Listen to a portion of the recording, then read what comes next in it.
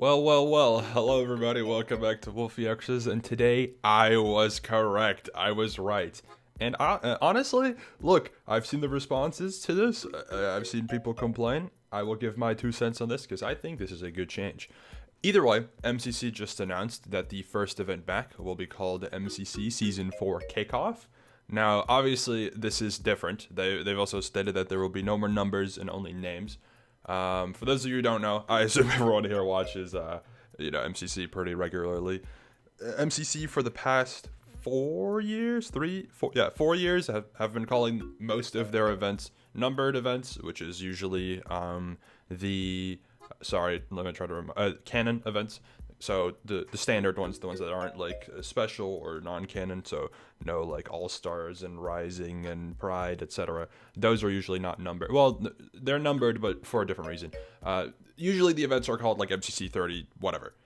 Either way, they've decided for Season 4 to change that, and now they're going to make it, named events. And I think this is very interesting.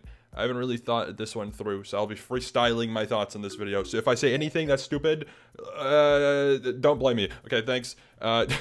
So first, I wanted to show you this one because it was funny. Okay, I looked at this. I looked at the Reddit after seeing this information, and I was like, at least people remembered. Give me my credit. Okay, give me my credit. But Alex Wolfeei, after predicting that MCC would not do numbers anymore based off of one video, I'm just a genius. Let's keep it real, guys. I might be Einstein or one of the other guys who's smart. I don't know, man.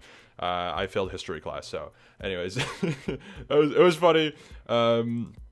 This image, by the way, says, "Sometimes my genius is almost frightening." This is a reference to Top Gear. I think I haven't watched this in a while. But if you don't know it, get yourself cultured, okay? Anyways, people are not, like, mad, I guess, but it's definitely not good from what the Reddit says, at least. The Reddit's not happy because, keep in mind, the Reddit is the core MCC audience who likes stats and everything, so they are just kind of used to what was already there. And this is a pretty significant change, and obviously sometimes change is scary. Let me give my thoughts on this to showcase why I think this is a good change. MCC, at least in Season 3, went from like the biggest Minecraft event, like the best, whatever, biggest moment of all time, kind of just boiled down to the core audience of people who would still watch, plus obviously the audiences of the players who still participate. MCC obviously has a lot more potential to be bigger than it is right now, because it is the biggest Minecraft event, the best Minecraft event, and they have all these connections and all the success prepared and built up to take it a step further. I think one big flaw with MCC in the past, and I think this could potentially be another prediction that becomes true, I will get to that, is that the recent MCCs have not really been appealing to anyone who didn't already watch MCC. Having numbered events in the 30s is confusing, as much as the audience will understand, oh, well, we're on 36 now, so like 35 most recent event, blah, blah, blah. Do you know the teams from MCC 32 or whatever? Like, a lot of the audience will still understand that. An outsider perspective, someone who doesn't currently watch MCC, would be completely lost. It is so hard to engage in a conversation like that if you have literally never seen this before or whatever, right? Obviously, this could still apply with the names, but the names are a bit more understandable, I guess, for an outsider perspective than it would be with a number, because you could have MCC 30. If you have MCC 32 as an example, that says nothing. It just says, okay, this is the 30-second canon event. What does that even mean? Which season? What's changed? What is going on? Like, it's confusing. Okay, for like someone who doesn't already watch MCC. I can confirm that this is the case because I know one of my friends, who I shall not name drop, was very critical of MCC's performance throughout Season 3 because it became impossible to tell what was different, what changed, what has happened, what hasn't happened, etc. Which leads me to my next prediction. I think there's a chance, and I'll open up my Twitter page in the meantime to get to this point. I think there's a chance that MCC might also start to note down newcomers on their team announcements. This is something that I pioneered in the Minecraft event scene. I'll use this as an example. Funny images. What we do and what other events do now too is we mark every in team announcements, every newcomer is a marker of new. So it's, easy for people who don't watch the event to see when someone is joining the roster. I think this is important for MCC as well. I mean, they don't have to do it, obviously, but I think it would make sense if they do it, or whether they do a crown or something to showcase, oh, this is a new appearance in this event. It would make sense to do, and it would be easier for outsider perspective people to understand. Even people in the Minecraft community who occasionally watch MCC will be way better at catching, newcomers than they would regularly, because, sometimes you have people who you would think are already in the event, but who had not been added yet.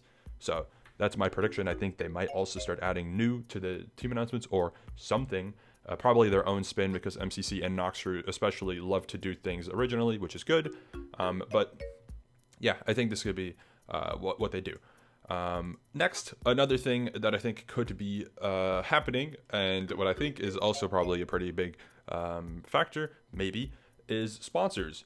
I think sponsors are likely to make an appearance for MCC. I mean, the Minecraft event scene has had sponsors already in the past. Obviously, Blockwurst just had the first sponsor, but EV&T has had sponsors.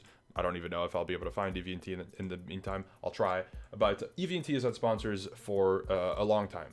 If you don't know what EV&T is, that is Pika Clicks and his squad's event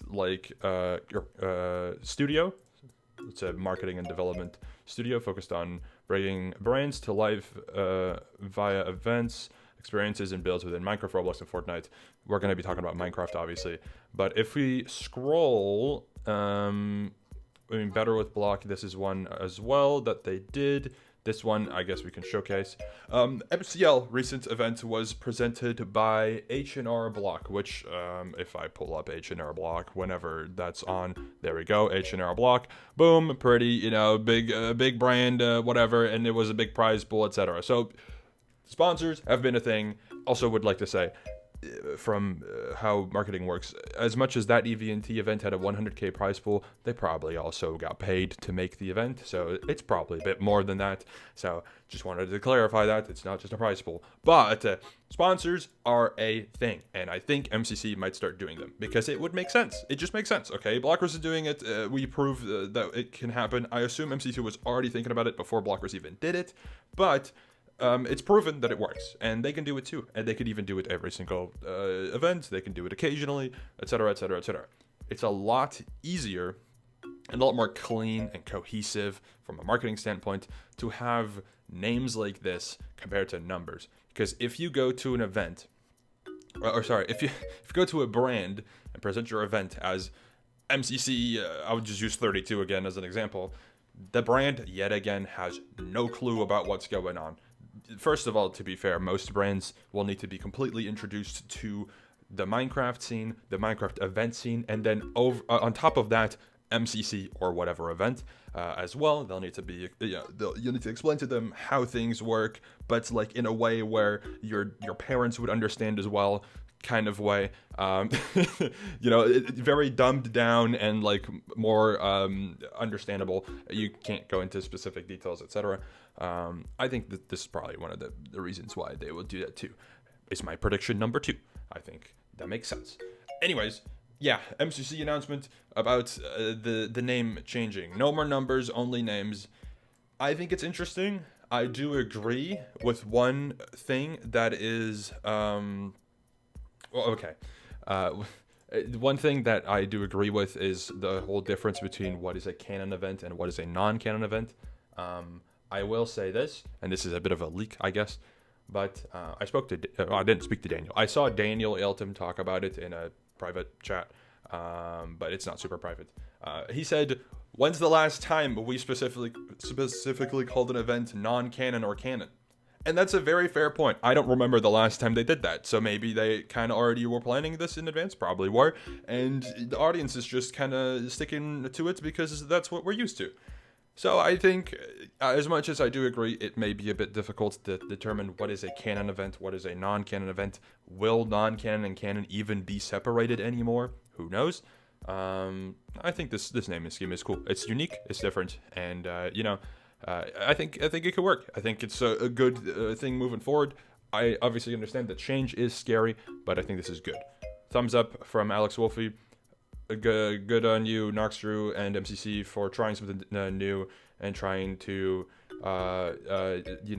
differentiate the Minecraft event scene. Because I don't know if you noticed, you probably did, but every single event uses numbers, and until you get to like event number like 20-ish, maybe 25, it doesn't matter anymore. I'll say this now, Mayhem, I never know which Mayhem number it is. I didn't know that the last one was whatever 29 or something. I wrote down 27 in full confidence, thinking I was right. It wasn't right. So yeah, numbers, when you get too high of a number, completely confusing, especially if you're not already a super big like fan or super active viewer of the event.